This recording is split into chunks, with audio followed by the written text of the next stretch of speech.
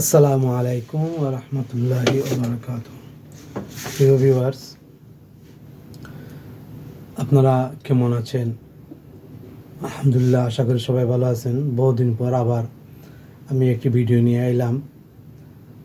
আসলে বাংলাদেশের রাজনীতির অবস্থা বিশ্লেষণ করার জন্যই আর এই বিশ্লেষণটা আসলে আমার কোনো জনগণের উদ্দেশ্য না, কাউকে উপদেশ দেওয়ার জন্যও না, নির্দেশ করার মতো না। আমি আমার বক্তব্যটা আমার পর্যালোচনার স্মৃতির জন্য আমি রেখে দিলাম। প্রিয় বন্ধুগণ, বাংলাদেশের যে বর্তমান সরকার, অন্তর্বর্তীকালীন সরকার, এই সরকারের মোকাবিলায় তত্ত্বাবধায়ক সরকারের আইন যেটা এখন সমস্যা সৃষ্টি করছে, অনেকের ধারণা মতে গোলাম মৌলার উনি এক জায়গায় তার ইউটিউবের একটি প্রোগ্রামের শিরোনাম লিখেছেন, এখন কি করবেন ডক্টর ইউনূস, কী হবে ডক্টর ইউনূসের। এইরকম যে একটি আইনি সরকার আর একটি হইল অন্তর্বর্তীকালীন সরকার, একটি হইল তত্ত্বাবধায়ক সরকারের সংশোধিত রায়। এখন আমি একটি সাধারণ মানুষ হিসাবে, একজন দেশের নাগরিক হিসাবে আমি মনে করি এই সরকারের ব্যাপারটা, রাজনীতির ব্যাপারটা এমন হওয়া উচিত যে অন্তর্বর্তীকালীন সরকার একটি ঐক্যবদ্ধ সরকার, জাতীয় সব দলের মধ্যে সৃষ্টি হয়েছে একটি সরকার। এই সরকারের সব কিছুই একটি সংবিধানের মধ্যে হওয়া উচিত। এই সরকারই যা করবে, এই সরকারের সব কিছুই একটি সংবিধানের মতো হওয়া উচিত। এখন একজনে এইটা, অন্যটা যার যার মত যদি দিতে থাকেন, আর এটার উপরও যদি আন্দোলন, বিক্ষোভ এগুলো হতে থাকে, তাহলে একটা বিশৃঙ্খলা এবং নৈরাজ্য সৃষ্টি হবে। ঠিক আছে, একটি নির্বাচিত সরকার যখন হবে, সেই সরকারের পরে যখন আবার নির্বাচন শুরু হবে, তখন তত্ত্বাবধায়ক সরকারটা প্রতিষ্ঠিত হোক। এখানে অনেক টক শোতে আইনের মার পেয়েছে, অনেকে অনেক কথা বলে, যা আমাদের ব্রেনকে নষ্ট করে দেয়, আমাদের টেনশনকে বাড়িয়ে দেয়। এত পেশ করার কি আছে? আপনি কথা বলার যোগ্যতা আপনার আছে, আপনার চাপা বহুত মজবুত, এই জন্য আপনি কি শুধু বলতে থাকবেন? গোলাম মৌলা যখন কথা বলেন, তখন মানুষের গায়ের রুম খাড়া হয়ে যায়। উনি কি বলেন, এগুলা মানুষের কীরকম সমালোচনা করেন? এত মারাত্মক সমালোচনা কি করার প্রয়োজন আছে? একটা সরকার হয়েছে, সরকারের ভুল ত্রুটি থাকতে পারে, সমালোচনা করবেন পরামর্শের মতো, আপনি দিক নির্দেশনা দিবেন। যদি মানে না, তাহলে বুঝবেন সরকারের কাছে অন্য কিছু একটা আছে। তো আপনি এরকম তো বারবার প্রতি বছরই আপনি অভ্যুত্থান করবেন, বারবার আপনি বিপ্লব করবেন, তা তো হতে পারে না।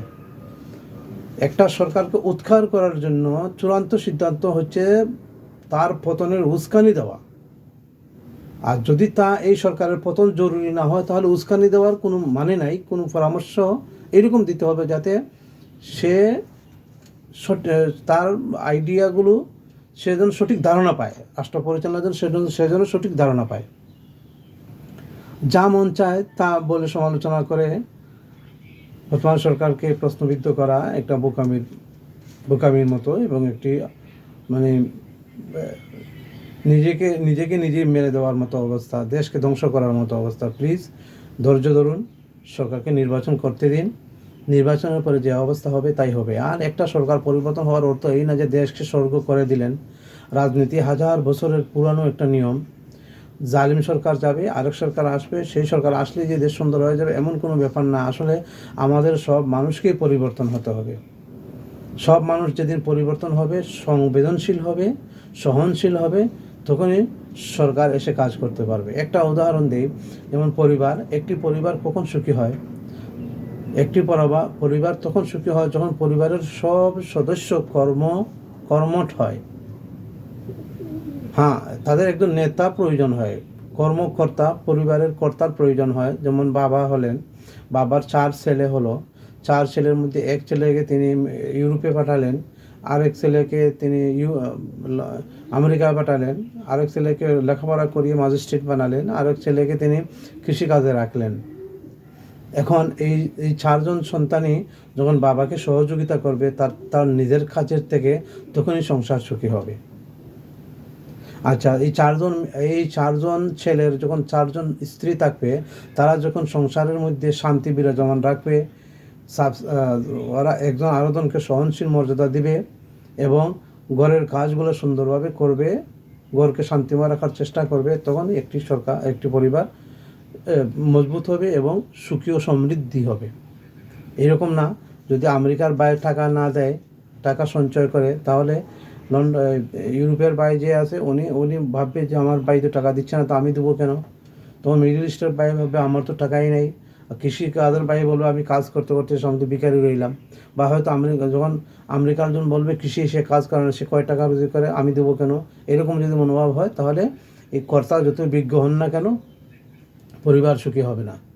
একটা পরিবার সুখী করতে হলে যেমন পরিবারের সব সদস্যের কর্মঠ হতে হয়, সংবেদনশীল হতে হয়, সহনশীল হতে হয়, ঠিক তরূপ একটা দেশ সুখী ও সমৃদ্ধি হতে হলে তার সমস্ত প্রজা সুনাগরিক হতে হবে এবং দেশপ্রেমিক হতে হবে এবং দেশের সরকারের প্রদত্ত আইন শৃঙ্খলার উপর সবই কর্মঠ হতে হবে।